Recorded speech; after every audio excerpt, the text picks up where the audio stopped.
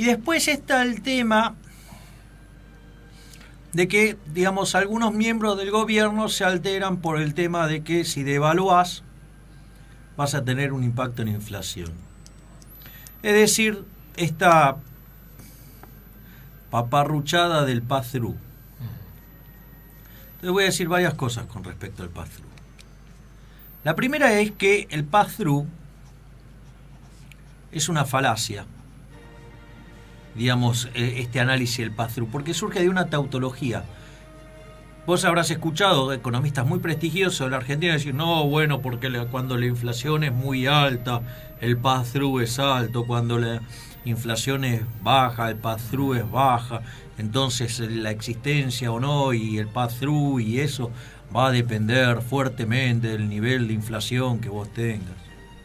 Y encima te lo ponen con cara de serios, inteligentes, y digamos que básicamente te quieren contar que digo, este problema del pass-through, ¿no? Y ese análisis tiene, digamos, varios problemas. El primer problema es que aquellos que están contando eso, yo no sé si son boludos, si tienen un sorete en la cabeza y no pueden pensar bien. Yo tengo ahí algunas dudas a qué obedece este tipo de reflexiones, o quizás la verdad es que como economistas nos han lavado tanto el cerebro con el keynesianismo que hay algunas cosas de las cuales no nos damos cuenta, que eso también puede ser. Entonces, digamos, se repiten esas cosas como si fueran resultados que... Vaca sagrada. Claro. Ahora, sí, suponete esto, que el pass-through, ¿qué es? Digo, ahora voy a usar matemática, o sea, así que les pido que me tengan paciencia. El pass-through es la devaluación sobre, la inflación sobre la devaluación. Es decir, ¿cuánto te come la inflación de lo que devaluaste? O sea que si es 1, te comió todo. ¿Sí? Ese es, digo, el concepto. Ahora, la devaluación se compone de dos elementos, ¿sí o no? Que está la devaluación real más la inflación. Digo, si aplico logaritmos y derivo respecto al tiempo, quiere decir que el pass-through como fórmula es la inflación dividido la suma de la devaluación real más la inflación. O sea, pi sobre e chiquito más pi. Si yo calculo el límite del pass-through cuando la inflación tiende a infinito, independientemente de cuánto sea la devaluación real de la moneda, da 1. Por eso consiguen ese resultado. Y cuando la inflación es muy alta, el pass-through es alto. Y cuando la devaluación es baja, el pass-through es baja.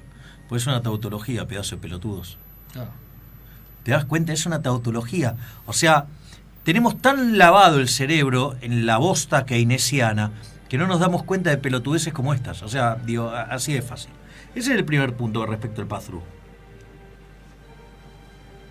El segundo punto respecto al pass-through es cuando vos mirás, por ejemplo, Estados Unidos contra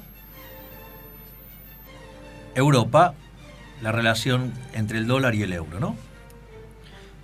Por ejemplo, cuando arrancó en 0,80 y llegó a estar en 1,60 en un plazo de, ponerle 10 años. Digo, yo no he visto que en esos 10 años la inflación de Estados Unidos llegara a ser del 100%. O sea, Estados Unidos sigue con inflaciones normal, en torno al 2. O sea, ni se mueve la inflación de Estados Unidos porque la relación con el euro se mueve. O sea, digo, no, uno es impresionante. Ese está en el libro que escribimos con Diego Maquinetti, Inflete y de Valuta, y vos lo ves y decís, negro.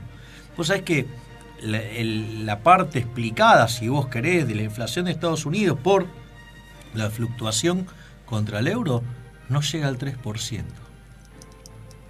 Entonces no te va a faltar, digamos, el subnormal keynesiano diciéndote que, bueno, pero eso es Estados Unidos. Claro, porque también... Como si aplicaran otras leyes. Claro, exacto. Es más, digo, claro, es como si la ley de gravedad no aplicara en Estados Unidos tampoco, ¿viste? O sea, pero bueno, supongamos lo siguiente. En Inglaterra tampoco, porque tuvieron el Brexit, se hizo torta la libra y la inflación no se movió un ápice. Ahora, entonces digo, bueno, hagamos esta cuenta también para América Latina, sacando Venezuela, porque si ya sabemos que es una tautología, digo, saquémosla porque va a dar pass-through, obvio, digamos, o sea, Sí. o sea, cuando hagas 1000 sobre, no sé, algo sobre 1000, digo, eso tiende a 1.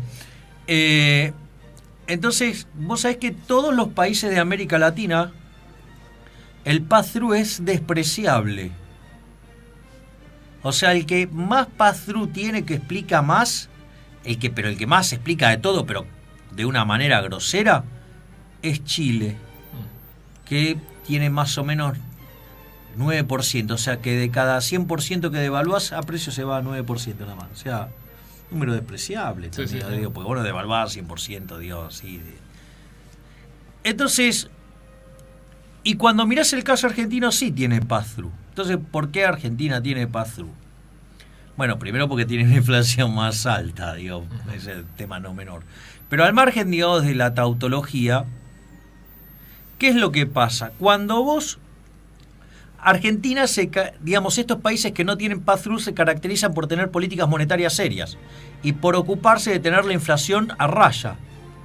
Entonces, digamos, la propia tautología te muestra que ese pass-through no existe. Pero, ¿qué es lo que pasa? El caso argentino tiene una complicación adicional que deriva del hecho de que Argentina suele usar el tipo de cambio como ancla nominal de la economía. Y además tiene esa persistente manía de generar déficit fiscal, que cuando no lo puede financiar con deuda, lo financia con emisión monetaria. Al darse esa situación, que se genera un exceso de demanda de divisas como consecuencia, ¿sí?, de la emisión de dinero, ¿sí?, para financiar el fisco, aparecen después los controles.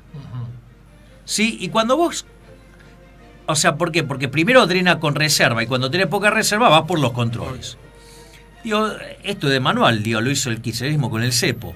En lugar de evaluar, agarró... Toda la historia cambiar en Argentina, claro, es es te quedas esa. sin reserva, controlás. Obvio. Claro, y el punto es que en ese proceso, donde vos en el fondo estás poniendo un techo a un precio y generás ahí un exceso de demanda, generás un exceso de oferta del resto de la economía. Ese exceso de oferta de la economía deriva en un problema que se llama money overhang. Entonces, claro, cuando vos devaluás, ¿sí?, tenés un traspaso a precio de la conferencia de la lora. ¿Por qué? Porque tenés todo ese money overhang atrapado. Y como ahora no tenés dólares y liberaste, porque te quedaste sin dólares justamente, los precios vuelan. Obviamente que el que más vuela primero, ¿cuál es? El tipo de cambio, porque querés ir a buscar lo que no hay. Entonces ese salta violentamente y frente a esa situación, digamos, todos los precios empiezan a subir. ¿Por qué? Porque estaba ese sobrante de dinero y que como no tenés cómo cubrirte, porque, digamos, dólares no hay, sí, entonces te vas al resto de los bienes. O sea, y sí, por eso generás esa devaluación con inflación. Lo que pasa es que el tipo de cambio lo que viene a hacer es recuperar lo que vos lo habías atrasado artificialmente. Ahora,